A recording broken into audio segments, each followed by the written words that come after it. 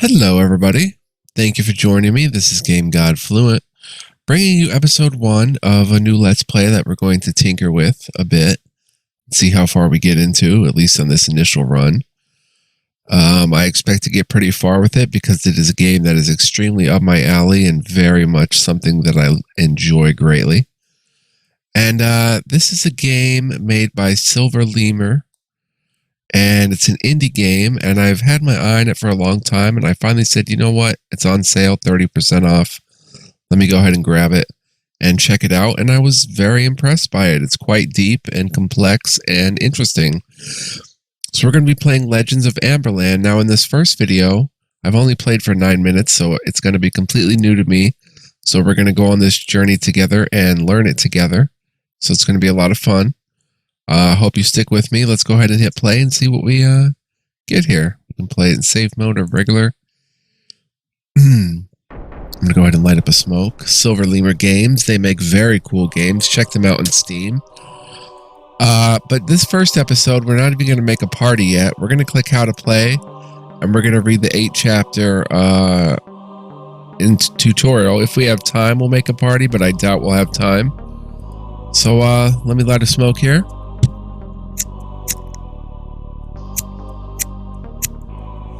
1 second, guys.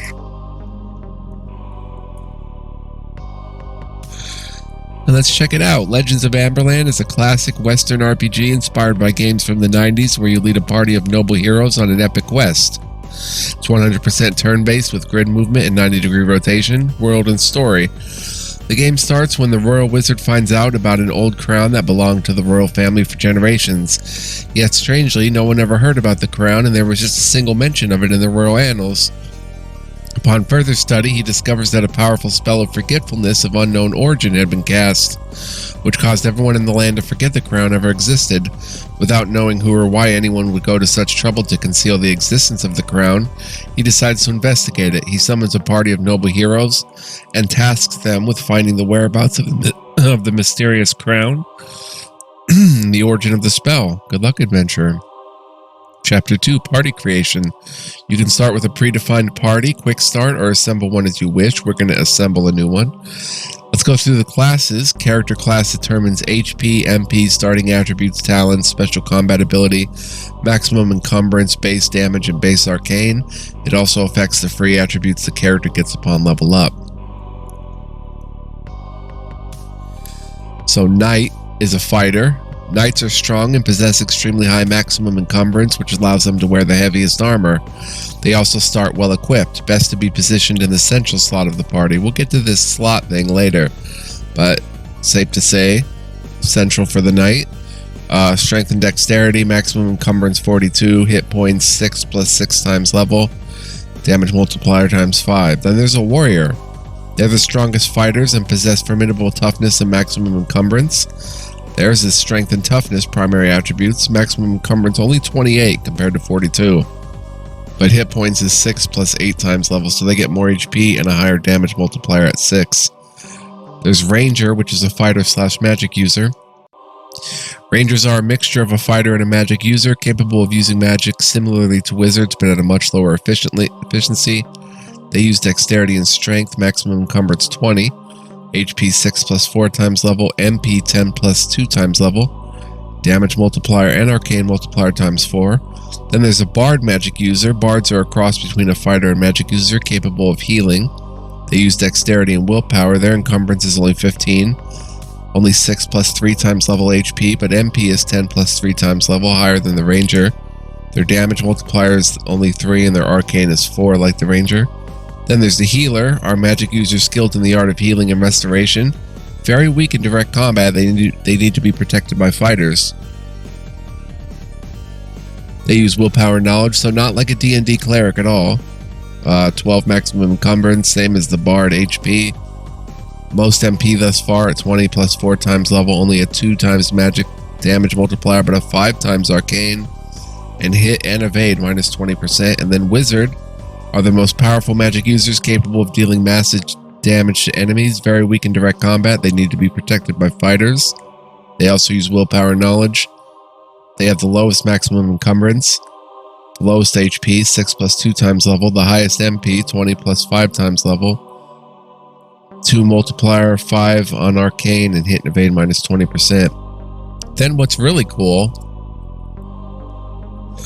is there are also racial classes. These are special racial classes which are limited to certain races.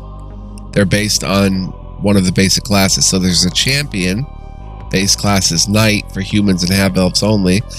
It's a Knight with slightly lower maximum encumbrance, but bonus damage versus sorcerers and warlocks. So maximum encumbrance is -7 compared to Knight.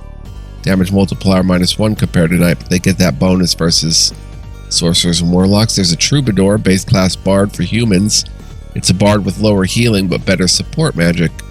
Mage Knight, base class Knight, elves only. Knight with a much lower maximum encumbrance but access to some offensive magic. So they get -12 encumbrance compared to Knight, -2 times level compared to Knight HP. MP is 10 plus 2 times level. Knight has none. Damage multiplier is -1 compared to Knight, but the Arcane multiplier is ×4, where the Knight has none. There's a Sage, base class wizard for elves and half-elves. Wizard with a limited access to healing spells. Troll Slayer, base class warrior for dwarves. Warrior with higher health and guaranteed critical versus all kinds of trolls.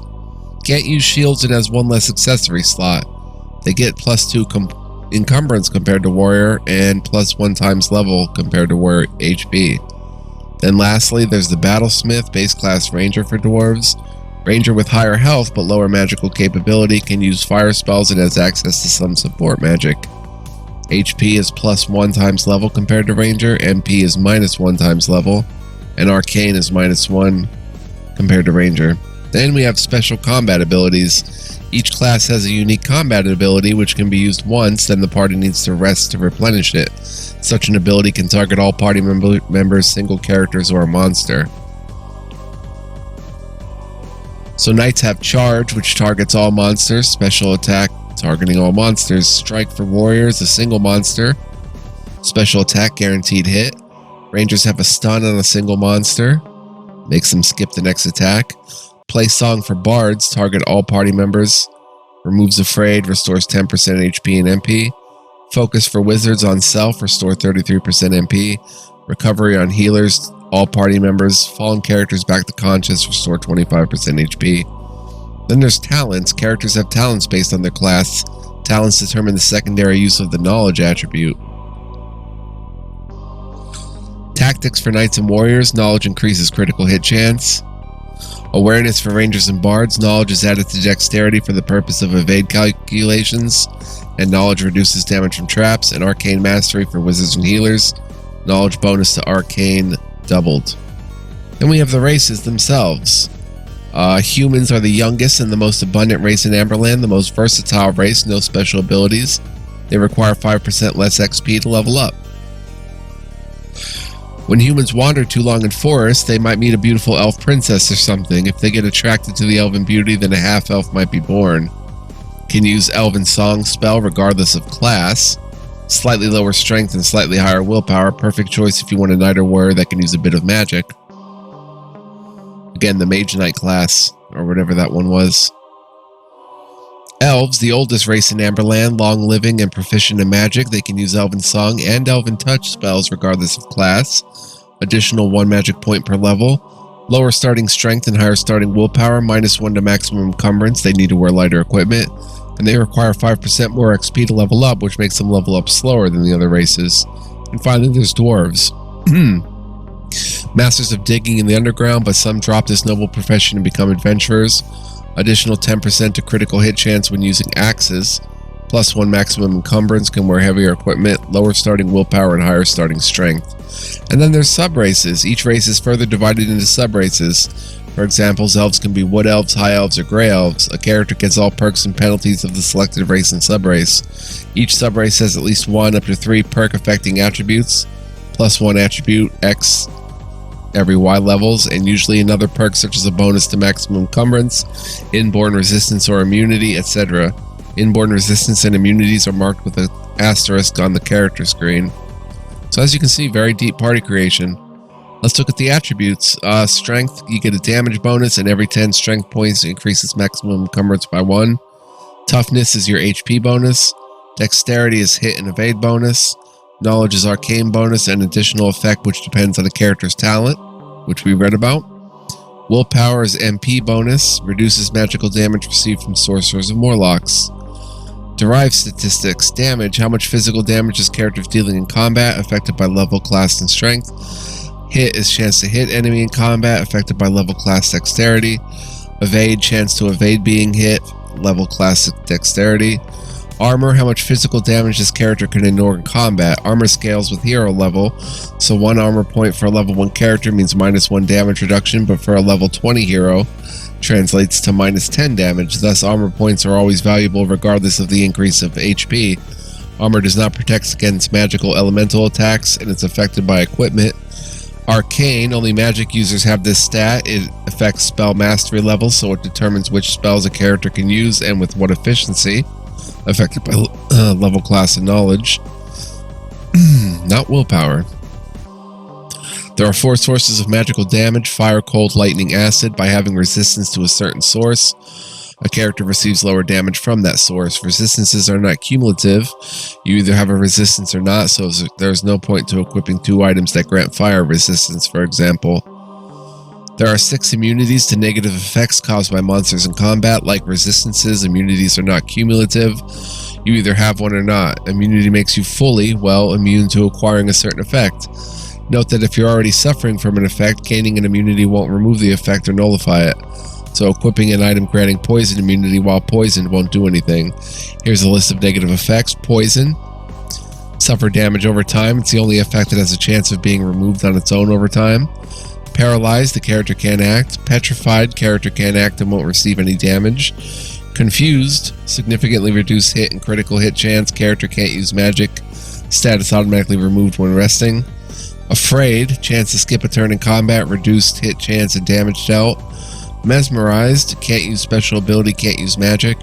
And weakened, all revived characters get the status automatically removed when resting. Interesting. We'll learn more about that as the game goes on. Encumbrance shows the total encumbrance of all equipped items. If exceeded, the character faces significant penalties. Described in Chapter 8. 4. Game screens. We have this is pretty self-explanatory, party member portraits. The red bar represents health, blue bar represents magic points.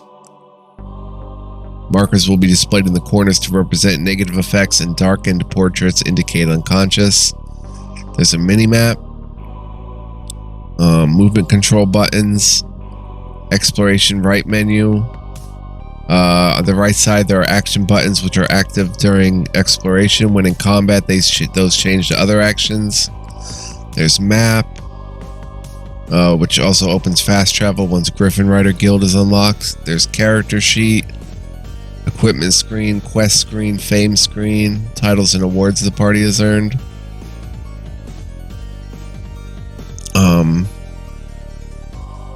You can also change the position of party members.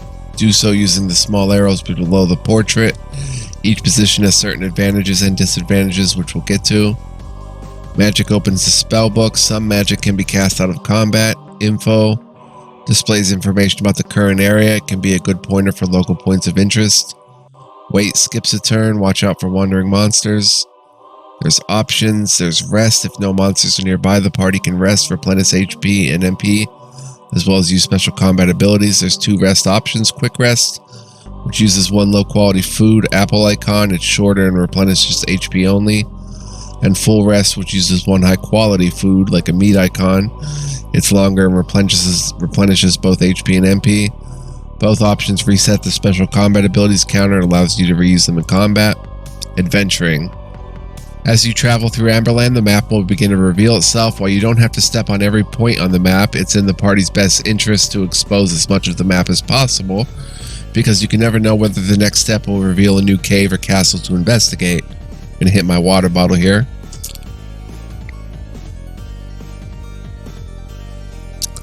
Entering locations such as castles, towers, or dungeons will temporarily remove you from the overland map, and the minimap changes into an auto map, revealing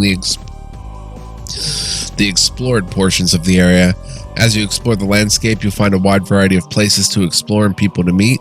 Some people will give advice and others will grant quests. By completing quests, your party will gain XP and other rewards. You can review your current quests. Interacting with objects. To interact with objects, open chests, use switches, read plaques, etc. Simply move forward. You can use the movement buttons or default hotkeys W, WASD, stepping into them. After an early game quest, you will be able to fast travel by way of the Griffin Rider Guild. Hint: rumor has it that the master of the Griffin Riders Guild was captured by bandits and taken to their island. To use the Griffin, press M to bring up the map. Click on the map where you'd like to travel and press the Summon Griffin button. Default key A. Griffins can only take you to an already explored part of the map and only when you're a safe distance from any monsters. Combat. The combat starts when the party has at least one monster occupy the same grid tile. It's resolved in turns, with the order determined by the monster's natural initiative and the character's position in the party. More monsters can join during combat. Combat ends when all monsters are defeated or the party is unable to fight. All party members unconscious, paralyzed, petrified, etc. After combat, the party gets XP and other loot. All party members get the XP whether or not they're conscious. That's a good thing to note. There's fight. Repeats the previously used action, which can mean either attack or cast spell. Melee attack, wait, special ability. Again, you can use them once, save them for tough situations. Cast a spell. Choose the spell book, which spell to cast, and information about the monsters the party is facing. So here's the position of party members. The position of characters determines how they will act, when they will act, and how likely they are to be targeted by monsters. The central slots, there's 7 party members, so there's 3 central slots, are the most dangerous. Monsters tend to target central characters the most. Also, central slots have the highest initiative and act earlier in combat. Flank slots are protected to a degree. As long as the center holds, the flanks won't get targeted by most monsters. It's probably best to put in the center heavily armored knights or dwarves while keeping feeble wizards and healers near the safe flanks. Of course, you might try a different approach, like putting a wizard in the center and greeting incoming monsters with a fireball, taking advantage of the high initiative of the central slot. Note that the position of party members can be changed only while outside of combat.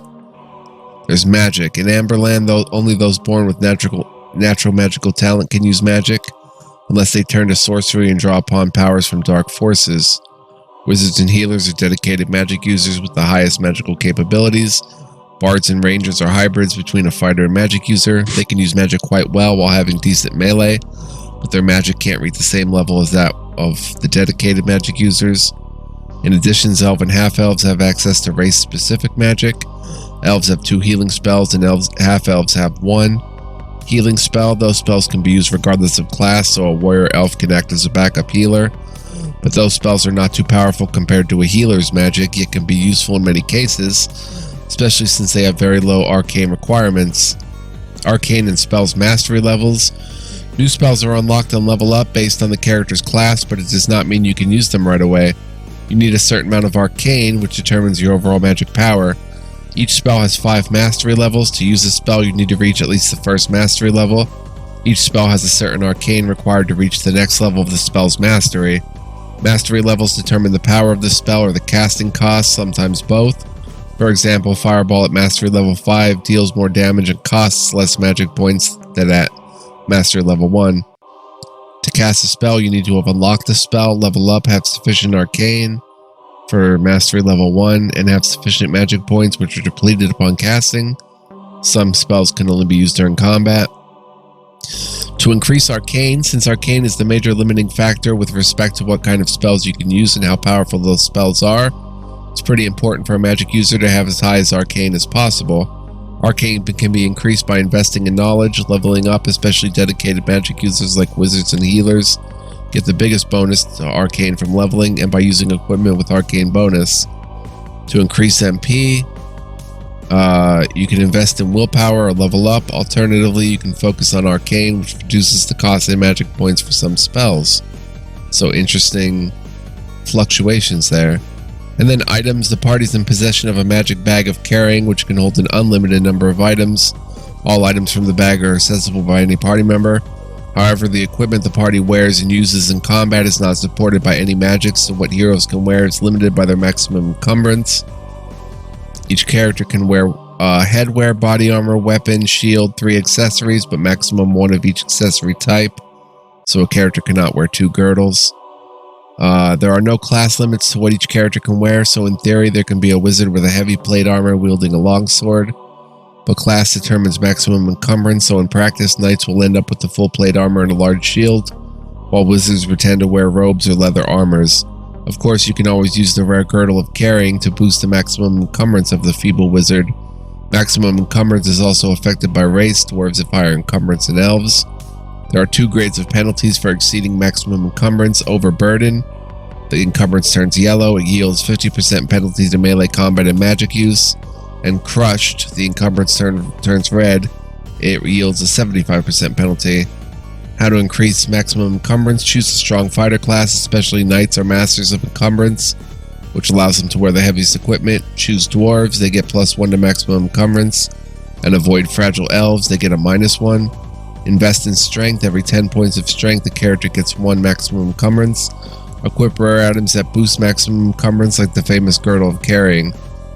Item properties. Equipment can improve stats, damage, arcane armor. Can improve attributes, strength, toughness, dex, knowledge, willpower. Can grant resistances to damage.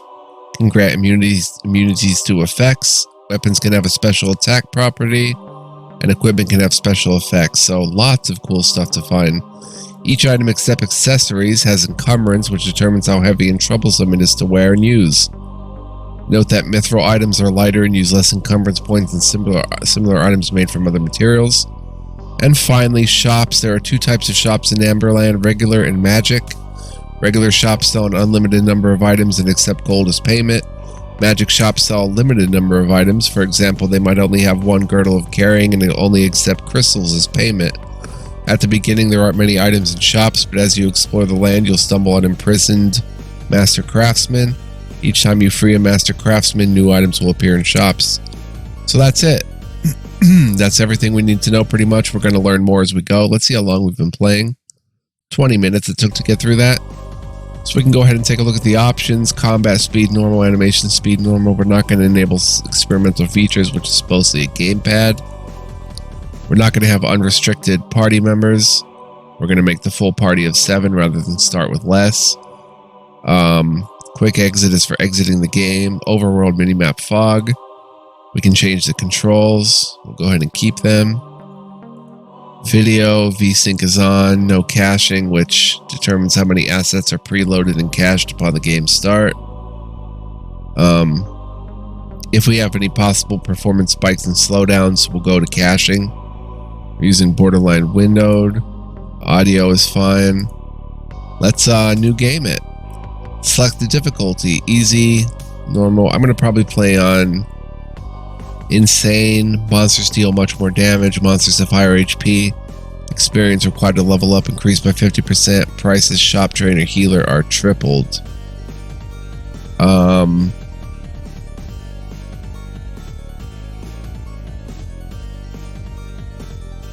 Let's try hard.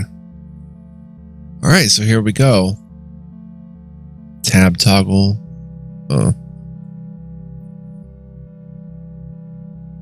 Alright, so that's the mini help box. Our character right in the middle, our main warrior that is going to be the fastest initiative, yet also targeted the most by monsters. Let's see what we've got here. Can't pick a dwarf female. They're rare. It was even a base of the myth that they do not exist at all. We can go dwarf male. And as you can see, there's different types of dwarves. I'm going to be experimenting with this quite a bit, so bear with me.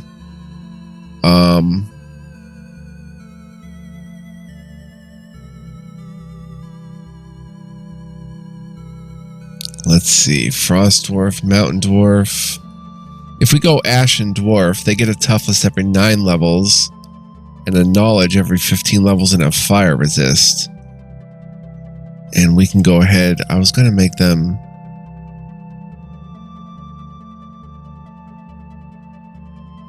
a battlesmith. Can use fire spells and has access to some support magic. So an Ashen Dwarf Battlesmith. Very cool portraits. Oh, that's getting into elves. Okay, let's go back to dwarves. That guy looks like a battlesmith. 5 attribute points. Willpower is only 1. Oh, we're gonna have to raise that because he does have magic.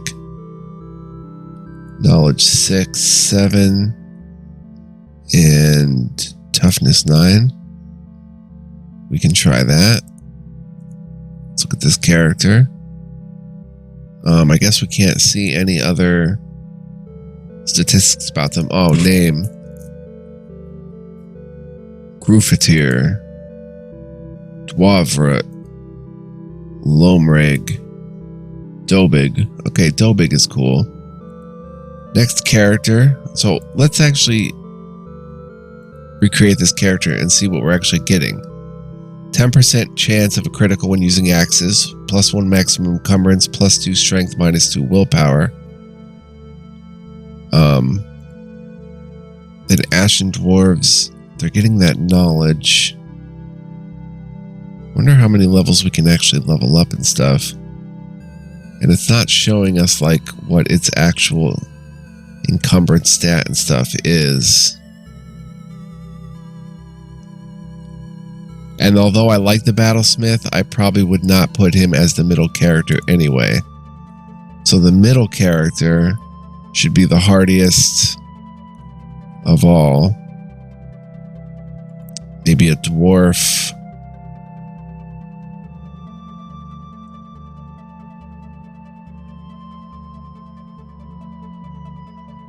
And knowledge would increase their critical chance, toughness. How about a hill dwarf? Strength every 10 levels, toughness every 12, and +2 maximum encumbrance. And they can be a troll slayer. Higher health and guaranteed critical hit. I don't know. Maybe they should be a dwarven knight.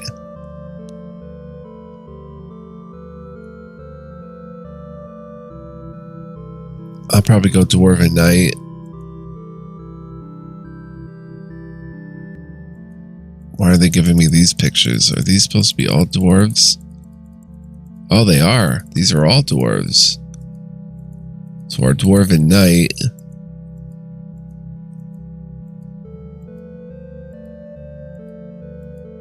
Maybe not. Maybe not all dwarves. Those look like elves to me. Go with that guy for our dwarven knight. He's not going to have any magic. Toughness, strength, and knowledge. And his name will be Kegrith. Alright, so we've got a Hill Dwarf Knight.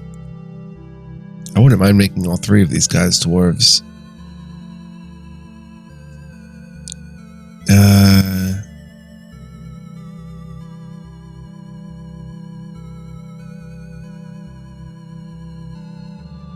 How about a half-elf female? Strength and dexterity, HP. Dex every 8 levels, willpower every 15, 1 MP per level.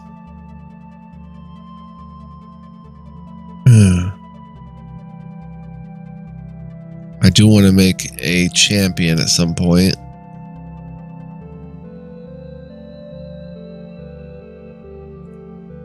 But not this character. How about an elf female?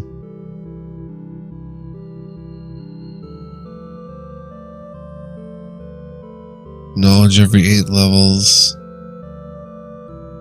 Dexterity every 15. Mesmerize immunity. Yeah, I'd probably go with the subrace of High Elf. Mage Knight. Knight with much lower maximum encumbrance but access to some offensive magic. And,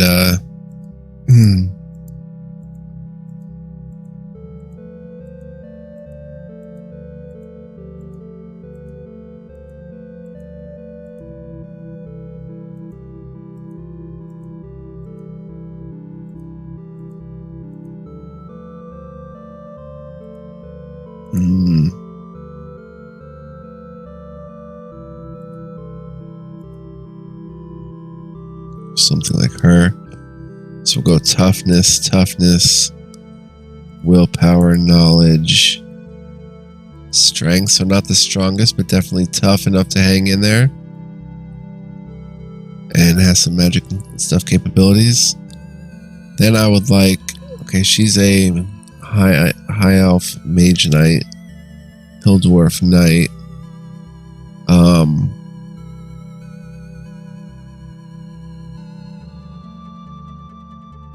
Either a dwarven. I want to check something. Let's go.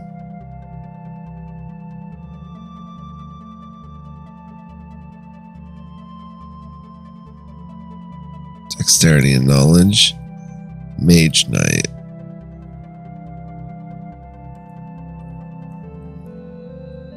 That's not what I wanted. What was the hill elf or the half elf one? Champion. I erased my character? How did I do that? She was an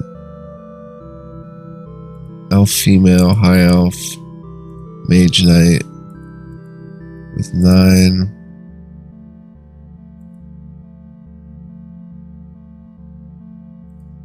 With that, okay.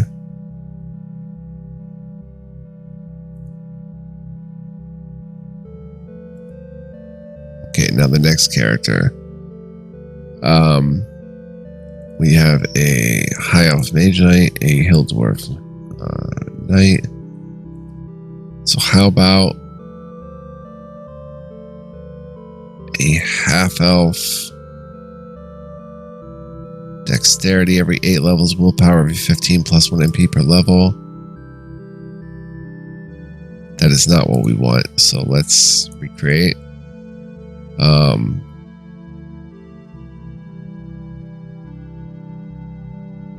Half elf male with strength every 8, dex every 15 plus 1 HP.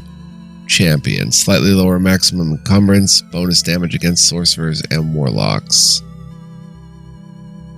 Very cool. I don't know why he needs willpower. Oh, that reduces damage by sorcerers and warlocks, right.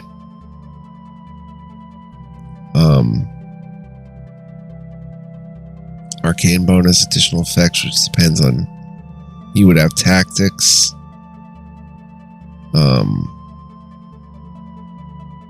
Dex. Strength. Toughness. Knowledge. Oh, we didn't make her name. Talindra. Jarethe. Lena. Lena's good. Vrain. And he's a half elf.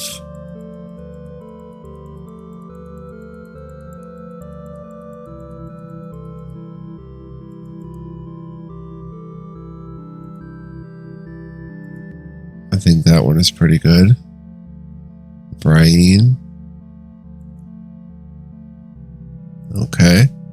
So that's our front line. Next character we can make. What dwarves get? I want to make us Troll Slayer. We need some healing and stuff. We'll put a healer on the very end. How about a pure elven female? Dexterity, willpower, knowledge. Yeah. Gray elf.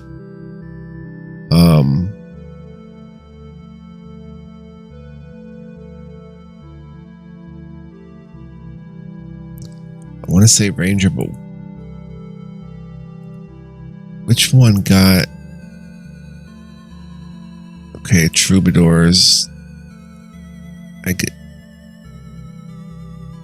thought there was a ranger special class. Was that Troll Slayer? No battlesmith, right? Champion knight, mage knight. Let's go ahead and make a battlesmith. Dwarf male.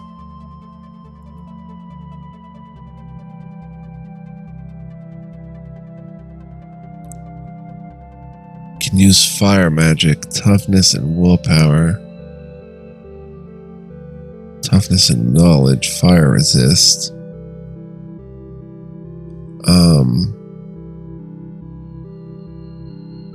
I like 11 and 12. Toughness and willpower, frost dwarf. Battlesmith. Use fire spells and has some support magic. 4 willpower, 6 knowledge. 5 willpower, and his name was Bertram, Kernelum, Lomrig, Bozier. Next character. We can have a full elf. Oh, we have one, a high elf, Mage Knight. How about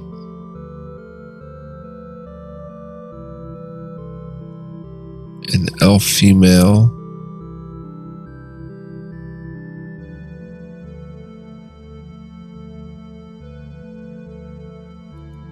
Wood elf.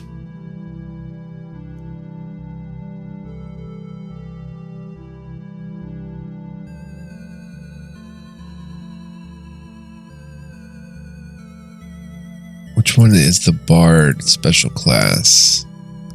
Half elf? Dexterity and willpower? No. Was it human? Knowledge, toughness, dexterity. Troubadour. Bard with lower healing capabilities but better support magic.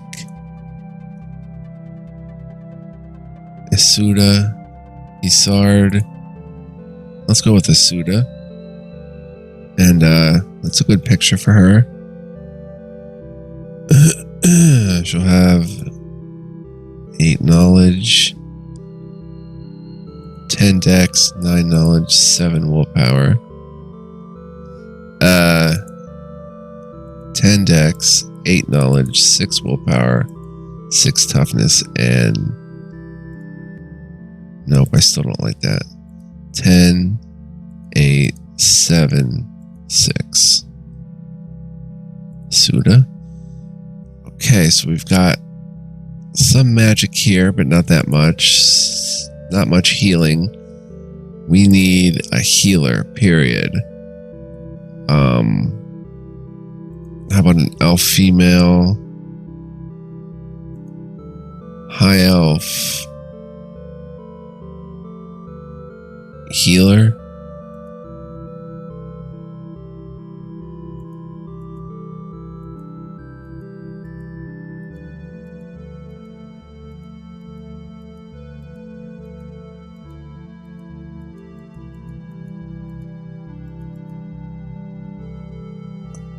Or Jarethe. Yeah, Jarethe's fine. Knowledge, willpower, dexterity. Another high elf healer.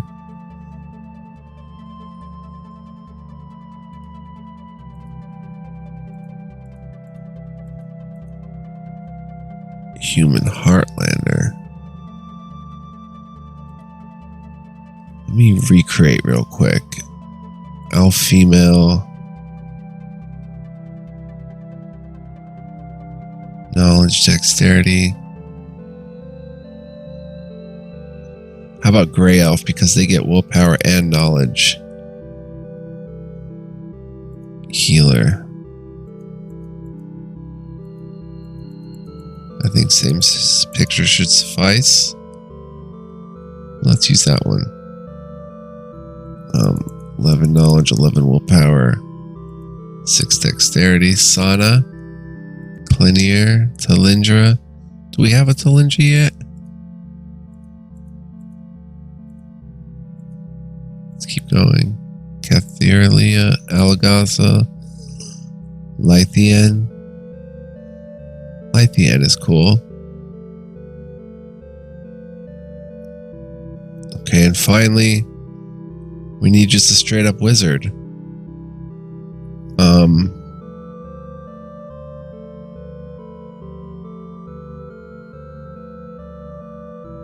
What if I made a dwarven wizard? Toughness and knowledge, an ashen dwarf. We didn't get to make a troll slayer, did we? Battlesmith, knight, champion, troubadour, mage knight, healer. Wait, Battlesmith has access to magic. Mage Knight has access to magic. Knight, champion does not. Troubadour has access to support magic and less healing than the bard. We have a healer that straight up heals. We might be able to make a troll slayer.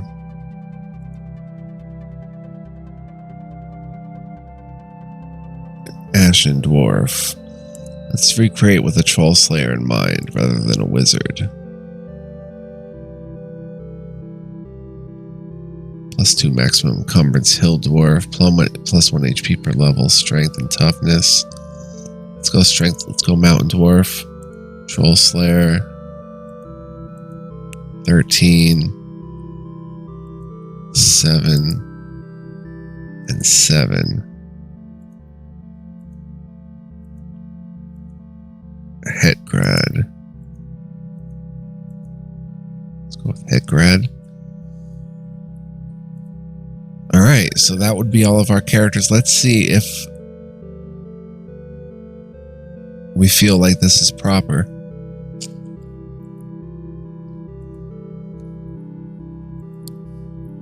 Our offensive magic would be coming from a mage knight that only has 6 knowledge. A battlesmith that only has 6 knowledge. I would feel better if rather than a healer, we made her a sage.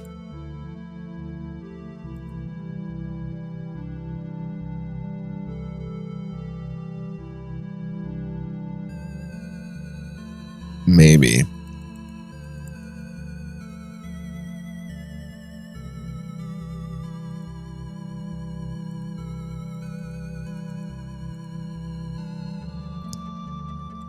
Near Alase, choose Lythian.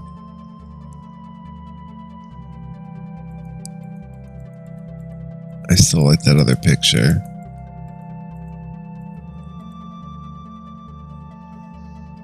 So we've got a straight up knight, does not use any magic. We've got a high elf, mage knight. Let's look at these attributes again. Let's make that knowledge 7, willpower 7, toughness 8. No, let's make this 7, strength 6. Ah, that toughness is not good enough. She does have 9 dex though. Let's make that 7. Let's keep willpower 6. Let's get toughness 7, strength 6.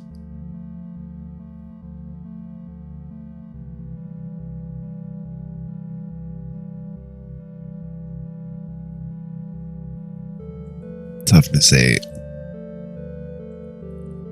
Then we've got knowledge 4 for our champion, who does more against warlords and warlocks and sorcerers. His knowledge is only increasing critical hit chance. He's pretty good. Let's do this over. Let's make that 8, that 9, that 9, and that 6. Then we have a troubadour, which has less healing and more support magic. Stats are pretty good, I think. We have a battlesmith, which can do with some work. 7, 4, or 6, 5. 6, 5. A sage, which is a wizard that does have some healing spells.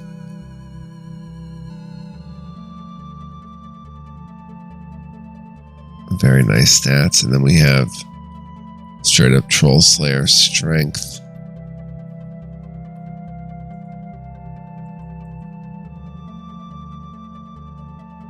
Knowledge. Strength.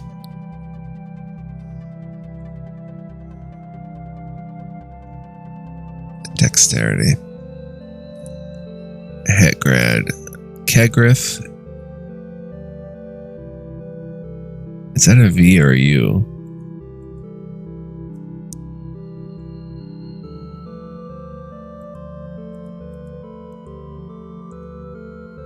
Is that a V? Virene. Kegrith, Lena, Bozier, Isuda, Virene, Lythian, and Hetgrad. So one more quick go over. Knight, maximum encumbrance. Very tough fella. Mage Knight, offensive magic. Champion, good against warlocks and sorcerers. Troubadour, support magic. Battlesmith, can fight and is also a ranger with offensive magic. The Sage was this wizard with healing spells. Where's all the healing coming from in a Troll Slayer? Probably from the Sage.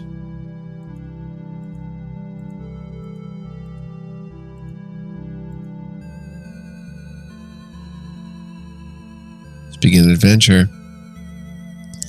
Letter from the Royal Wizard. One day, while you were dining at the local tavern, a tired messenger arrived with a letter from your old friend Gorfindor, who is serving as the Royal Wizard in King Godric's court. You broke the seal and started to read. Hello, my old friends. I hope to see you all in good health. As you might have heard, a few years ago, I offered my services and counsel to King Godric, who gladly accepted my help. Just recently, while searching through the royal annals, I discovered something very disturbing. I don't want to write about this in the letter. It's not safe. Please visit me in the royal castle south of Timberburg so that we can talk further. Please be quick. I'm counting on you. Alright, here we are in the game. South of Timberburg. We can head in there. Next time, I want to thank you for joining me. Hope you enjoyed this opening episode. Hope you'll stick with me for this journey. It's going to be a lot of fun. Let's quickly, before we go anywhere, check the magic. Inspire courage. No healing.